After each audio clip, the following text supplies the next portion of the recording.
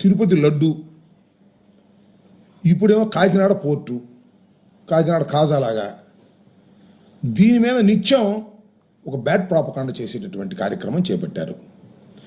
చాలా చిత్రం ఏంటంటే, కాకినాడ పోర్టు నుంచి పీడిఎస్ రైస్ పెద్ద ఎత్తున తరలి వెళుతున్నాయనేటువంటి మాట ఇవాళది కాదు. చంద్రబాబు నాయుడు గారు అపోజిషన్లో ఉన్నప్పుడు అందరూ కూడా దుమ్మెత్తిపోశారు. వారి ప్రభుత్వం వచ్చింది, 5 మాసాలు నిన్నాయి. ఇవాళ ఏంట్రా పరిస్థితి అంటే, ఎక్కడేసిన కొంగడు అక్కడే ఉందంట. వాళ్ళు చెబుతున్నారు, నేను కాదు.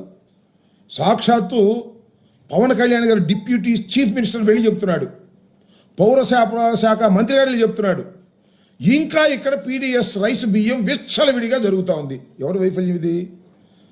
జగన్మోహన్ రెడ్డి గారి వైఫల్యమా? వైఎస్ఆర్సీపీ వైఫల్యమా? మీ వైఫల్యం కాదా? పౌర సరఫరాల శాఖ మీరు తీసుకున్నారు. మన చెక్ పోస్టులు ఉన్నాయి, 2 చెక్ పోస్టులు.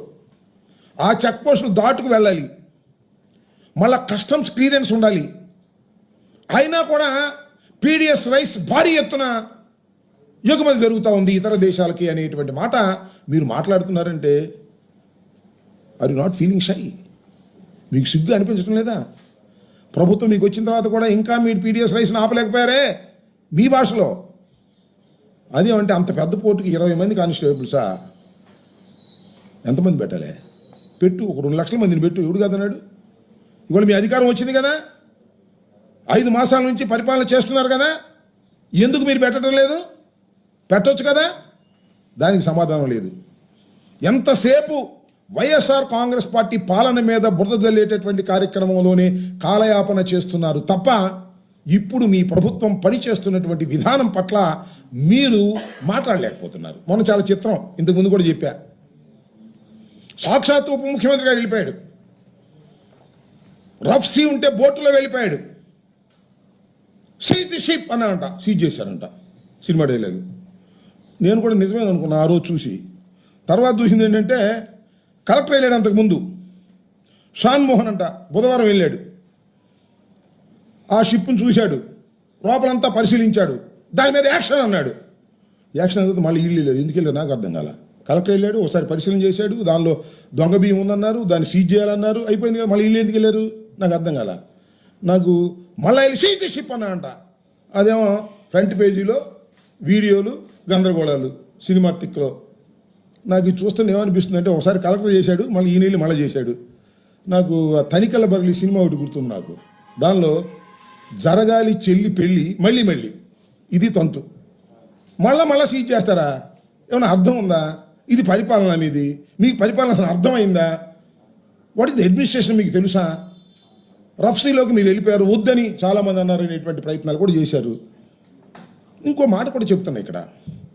ఇవాళ మన నాదెళ్ల మనోహర్ గారు, జనసేన సిద్ధాంతకర్త, ఆయన నేను ప్రెస్ మీట్ పెట్టి ఏదేదో మాట్లాడేటటువంటి ప్రయత్నం చేశాడు. ఏమంటాడంటే, ఈ కాకినాడ పోర్ట్ 5 సంవత్సరాల్లో విచ్చలవిడిగా బియ్యాన్ని ఎగుమతి చేశారు, దొంగ బియ్యాన్ని. నేను ఒక మాట ఇక్కడ ప్రజలు కన్ఫ్యూజ్ కాకుండా ఒక మాట చెప్పాలి. మన రాష్ట్రంలో కాకినాడ పోర్టు నుంచి పెద్ద ఎత్తున బియ్యం ఇతర దేశాలకు ఎగుమతి అవుతుంది with the permission of the government. చాలా పెద్ద ఎత్తున. మన రాష్ట్రం నుంచే కాదు, బియ్యం ఒరిస్సా, ఛత్తీస్గఢ్, తెలంగాణ, ఇంకా దగ్గరగా ఉన్నటువంటి పోర్టులు లేనటువంటి రైసు పండేటటువంటి ప్రాంతాల నుంచి కూడా బియ్యం వచ్చి ఇక్కడ నుంచి ఎగుమతి అవుతాయి. చాలా పెద్ద ఎత్తున ఎగుమతి అయ్యేటటువంటిది కాకినాడ యాంకరేజ్ పోర్ట్. ఎందుకు ఇక్కడ ఇంత బాగా ఎగుమతి అవుతాయి అంటే, యాంకరేజ్ పోర్ట్లో ధరలు తక్కువ. ఎందుకంటే ప్లాట్ఫామ్ డీప్ సీ పోర్ట్ కాదు, నడి సముద్రంలో ఎక్కడో వెజల్ పార్క్ చేసి ఉంటుంది. పడవల్లో, పెద్ద పడవల్లో బస్తాలు వేసుకుని అక్కడికి వెళ్ళి అక్కడి నుంచి ఆ వెజల్స్లోకి ట్రాన్స్ఫర్ చేస్తారు. ప్లాట్ఫామ్ ఛార్జెస్ పడవు. ప్రభుత్వం యొక్క సంస్థ యొక్క పోర్ట్ ఇది, యాంకరేజ్ పోర్టు. దీనిలో అనేక వేల మంది పనిచేస్తుంటారు. ఏంటి బియ్యం బస్తాలు దించేవాళ్ళు, ఎత్తేవాళ్ళు, మళ్ళీ పడవల్లో వేసేవాళ్ళు, మళ్ళీ అక్కడి నుంచి తీసుకెళ్లేవాళ్ళు, అక్కడి నుంచి వెడసులకు ఎత్తేవాళ్ళు. కొన్ని వేల కుటుంబాలు దీని మీద ఆధారపడి బతుకుతూ ఉన్నాయి. It is a very very genuine business. మధ్యలో పీడిఎస్ రైస్ దొరబడతాడు, స్మగ్లింగ్, వాడిని పట్టుకోవాలి. ఇక్కడ చేయాల్సింది ఏంటి? అక్కడ అధికమైనటువంటి పోర్ట్లో ఎగుమతులు జరగాలి, పీడిఎస్ రైస్ని ఫిల్టర్ చేసి పట్టుకోవాలి. ఇది సింపుల్గా చేయాల్సినటువంటి పని. అసలు మనోహర్ గారు చదివిన మొత్తం అంతా ఇక్కడ జరిగిపోతున్నాడు, మొత్తం స్మగ్లింగ్ అంతా. అసలు నాకు ఇంకో ఆశ్చర్యం వేస్తుంది. మొన్న పవన్ కళ్యాణ్ గారు చెప్పారు, ఆర్టీఎస్ వస్తే ఏం చేస్తాం, కసప్ వచ్చి కాల్ చేస్తే ఏం చేస్తాం, పాకిస్తాన్లో వస్తే ఏం చేస్తాం.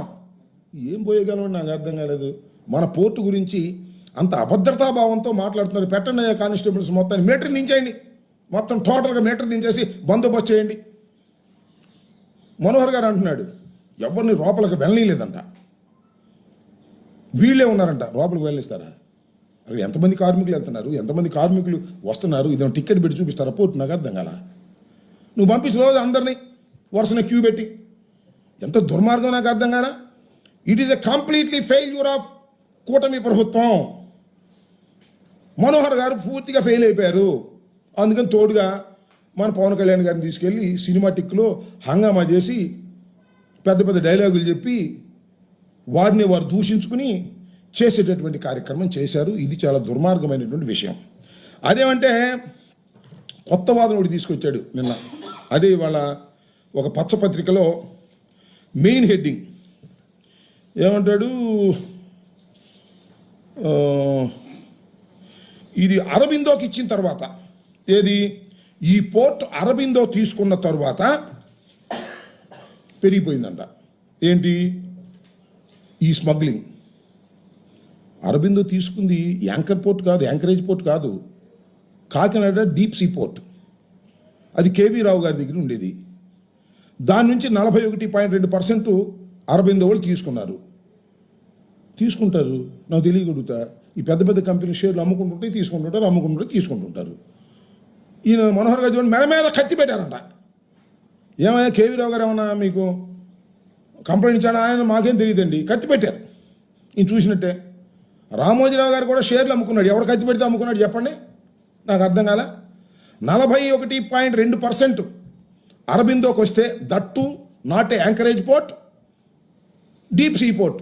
దానిలో వెరీ లిటిల్గా మాత్రమే రైస్ ఎక్స్పోర్ట్ అవుతాయి అక్కడ నుంచి, చాలా తక్కువగా. ఎందుకంటే ఖరీదు ఎక్కువ కాబట్టి లోడింగ్ ఛార్జెస్, ప్లాట్ఫామ్ ఛార్జెస్ పడతాయని ఆయన చెప్పాడు.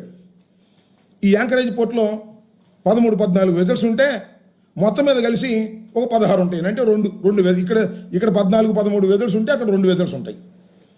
మొత్తం జరిగేది యాంకరేజ్ పోర్ట్లో. వాళ్ళు వచ్చిన తర్వాత చాలా పెద్ద ఎత్తున జరిగిపోయిందంట స్మగ్లింగ్ అంతా కూడా. ఎందుకు మాట్లాడుతున్నారు నాకు అర్థం కాల. 5 మాసాల నుండి 6వ మాసంలో ప్రవేశించి అధికారం మీ చేతిలోకి వచ్చి మొత్తం అంతా నడిపే యంత్రాంగం అంతా మీ చేతిలో ఉండి మా మీద పడేటటువంటి ప్రయత్నం చేయటం చాలా దురదృష్టకరమైన మనవి చేస్తున్నా. అరబిందో ఎవరిది చెప్పాలి, లోతుగా ఆలోచన చేయాలి, లోతుగా విచారణ జరపాలి. జరుపు ఎవడు కాదన్నాడు? కేంద్రంలో నువ్వే, రాష్ట్రంలో నువ్వే. బాగా లోతుగా విచారణ జరపండి. విచారణ జరిపి దోషుల్ని పట్టుకోండి. ఎవరు కదన్నారు? ఎందుకు మీరు ఈ ఉపన్యాసాలు చెప్తున్నారు? అసలు మీరెవరండి ప్రశ్నించడానికి? నాకు అర్థం కాదు. మేము కదా ప్రశ్నించాల్సింది. మాకు అప్పుడప్పుడు కన్ఫ్యూజ్ అవుతుంది. అధికారం ఉంది, వాళ్ళే మేమా? ఆయన ప్రశ్నిస్తున్నాడు. ఎవరు? నారాయణ మనోహర్ గారు ప్రశ్నిస్తున్నాడు, మన పవన్ కళ్యాణ్ గారు ప్రశ్నిస్తున్నాడు. అధికారంలో ఉంది మూడు. ఆయన ఒకరు ఉప ముఖ్యమంత్రి, ఇంకో ఆయన పౌర సరఫరాల శాఖ మంత్రి. వీళ్ళెళ్ళి కాకినాడలో ప్రశ్నిస్తున్నారు. ఏమిటి అన్యాయం? పీడిఎస్ రైస్ ఎందుకు వెళ్తుంది? ఎవరిని అడుగుతున్నావు స్వామి? నీ చెక్ పోస్టులు ఉన్నాయి అక్కడ, నీ ఆధీనంలో ఉంది. ఒక పెద్ద డ్రామా, చేతగాని తనం, ఎదుటివాడి మీద మాట్లాడేటటువంటి ప్రయత్నం మీరు చేస్తున్నారు. నేను నిన్న కూడా చెప్పా, కాకినాడలోనే ఉంటాడు మన పౌర సరఫరాల శాఖ మంత్రి. ఎందుకంటే కలెక్షన్ కోసం నేను అంటున్నారు. Full collection. నేను మొన్న చెప్పాగా, 200 కోట్ల రూపాయలు రైతులు కాదు మిల్లర్స్కి రిలీజ్ చేశారు. 8% కాడ కొట్టేశారు. ఇది ఏ మిల్లోననే చెబుతారు. ఇది నా ఆరోపణ.